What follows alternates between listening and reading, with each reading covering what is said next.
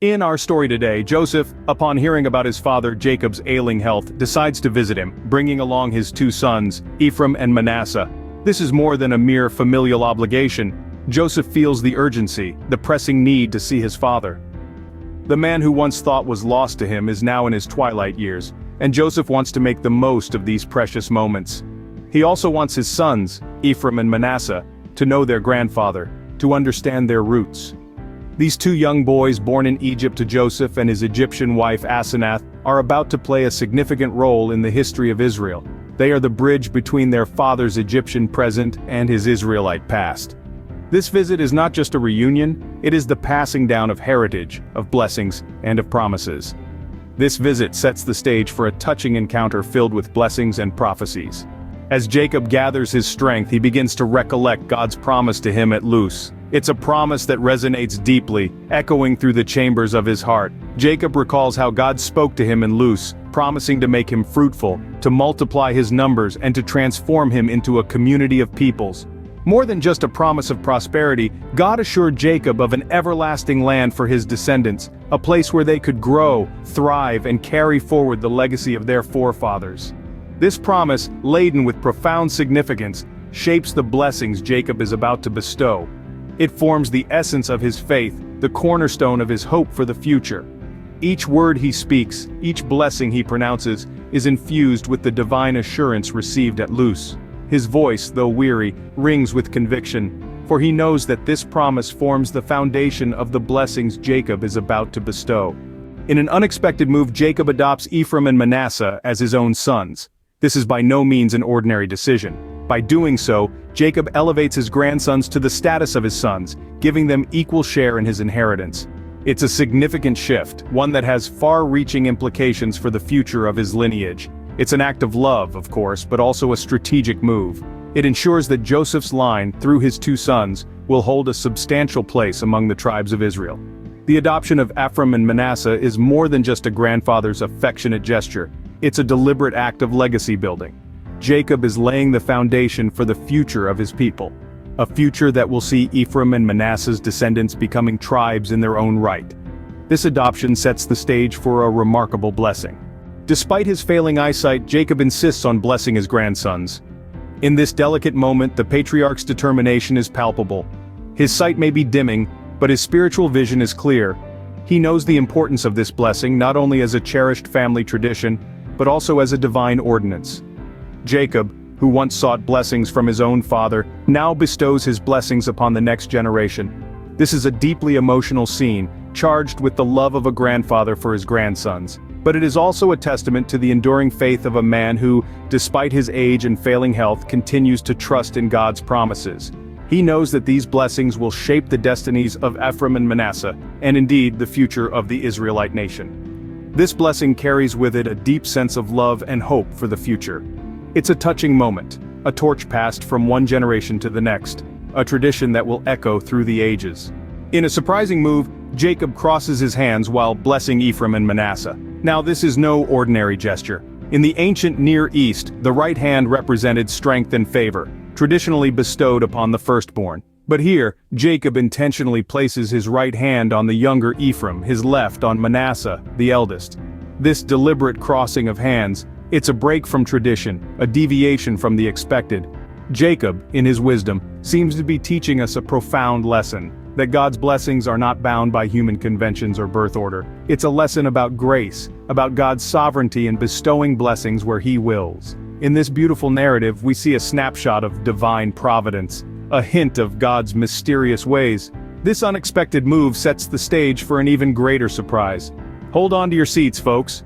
The story of Jacob's blessing is about to take another fascinating turn. Joseph, seeing his father's crossed hands, attempts to correct the gesture.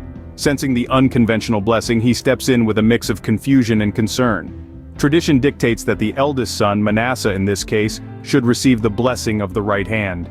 Yet Jacob's deliberate action flips this tradition on its head. Joseph's love for his father and respect for tradition compel him to intervene. He gently tries to guide his father's right hand towards Manasseh's head.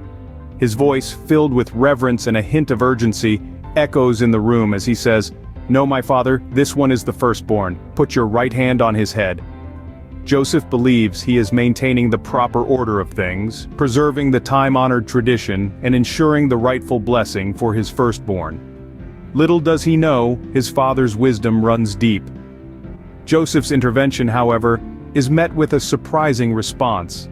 In a remarkable moment, Jacob prophesies the future greatness of Ephraim. Despite the traditional norms of primogeniture, where the firstborn son typically inherits the father's authority and blessings, Jacob, with divine insight, foresees a different path for his grandsons.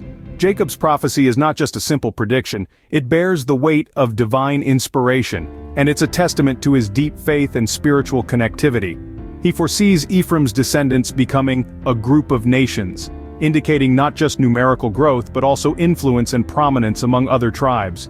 This prophecy, while surprising to Joseph and perhaps to us as well, aligns with God's mysterious ways, where the last often become first and the least become the greatest. The implications of this prophecy are far-reaching. It shapes the trajectory of Ephraim and Manasseh's descendants, setting them on a path of divine purpose. From being mere grandsons of Jacob, they are elevated to the status of tribal heads, with Ephraim even surpassing his elder brother in future greatness. This prophecy, therefore, becomes a turning point in their lives and the history of the Israelites. The surprising nature of this prophecy also speaks volumes about Jacob's character. He shows us that he is not bound by cultural norms or personal preferences. Instead, he is guided by God's will, even when it challenges conventional wisdom. It's a powerful demonstration of his faith, his obedience, and his ability to see beyond the natural into the spiritual. But why Ephraim? Why not Manasseh, the firstborn? This question remains a mystery. Perhaps it's a divine choice, or maybe it's a testament to the unpredictable nature of God's plans. Either way, it underscores the fact that God's ways are not our ways and his thoughts are not our thoughts. This prophecy, despite its surprising nature, sets the stage for the final blessing. It's a pivotal moment in the narrative, preparing us for the climax of Jacob's life and the legacy he would leave behind. But more than that, it's a testament to the power of faith, obedience, and divine insight in shaping our lives and our destinies. As Jacob nears the end of his life, he bestows one final blessing upon Joseph. This is a moment of immense significance, a sacred interlude where time seems to stand still as the patriarch imparts his divine wisdom to his beloved son.